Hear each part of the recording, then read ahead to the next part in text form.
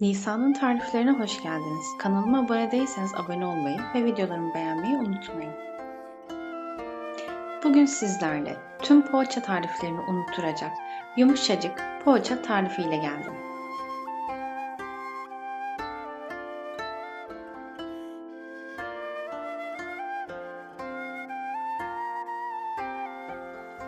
Hamurumuz için uygun bir kap içerisine 1 su bardağı ılık süt, 1 su bardağı ılık su ve 1 tatlı kaşığı toz maya, 2 yemek kaşığı toz şekeri ekleyip maya aktifleşinceye kadar çırpıcı yardımıyla karıştıralım.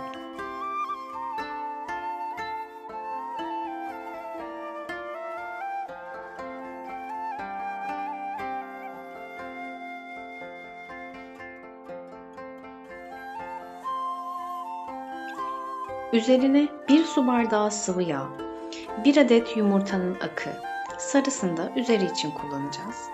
1 tatlı kaşığı tuz ekleyip yeteri kadar unu ilave edelim ve güzelce hamurumuzu yoğuralım.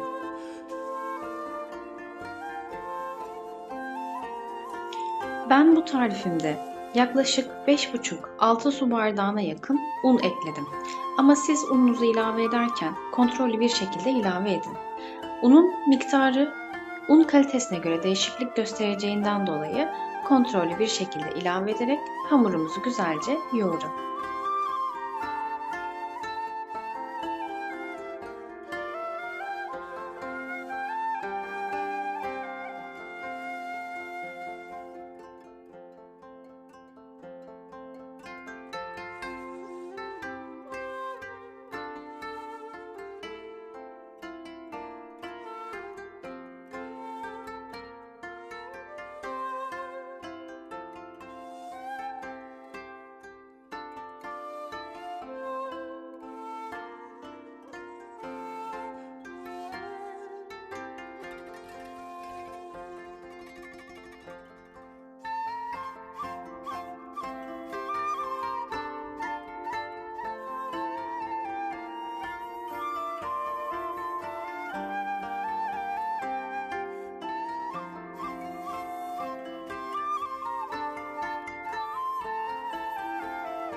Hamurumuzu yoğurduktan sonra üzerine streç filmle kapatıp 1 saat mayalandıralım.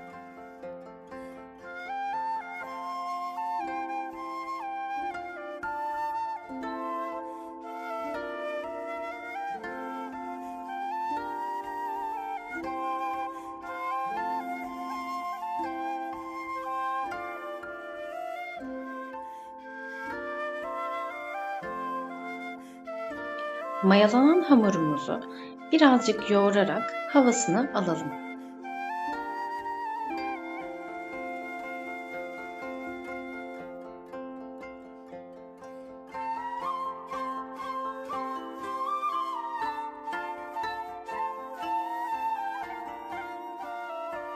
Hamurumuzu tezgahın üzerine alalım. Öncelikle 4 eşit parçaya bölelim. Böldüğümüz parçaları da istediğiniz boyutlarda olacak şekilde parçalara ayıralım.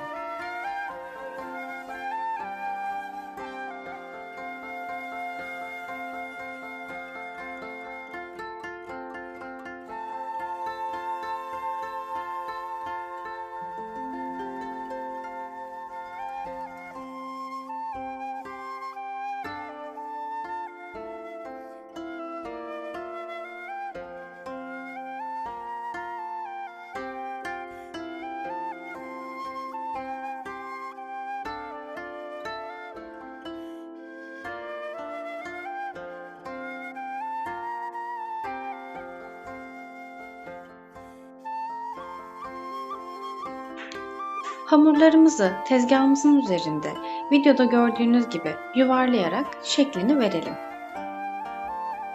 Şekil verdiğimiz hamurlarımızı yağlı kağıt serdiğimiz tepsimizin içerisine güzelce dizelim.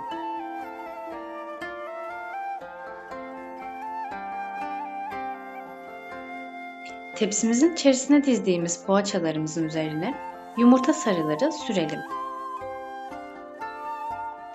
İsteğe bağlı olarak üzerlerine çörek otu veya susam dökebilirsiniz.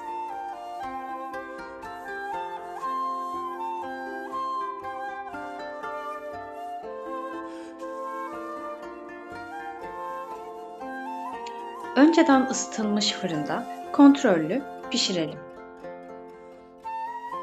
Bildiğiniz tüm poğaça tariflerini unutturacak, yapımı çok kolay olan yumuşacık poğaçalarımız servise hazırdır. Dilerseniz içerisine peynirli veya patatesli harç ekleyip de o şekilde de yapabilirsiniz. Şimdiden deneyecek olanlara afiyet olsun. Kanalıma abone değilseniz abone olmayı ve videolarımı beğenmeyi unutmayın.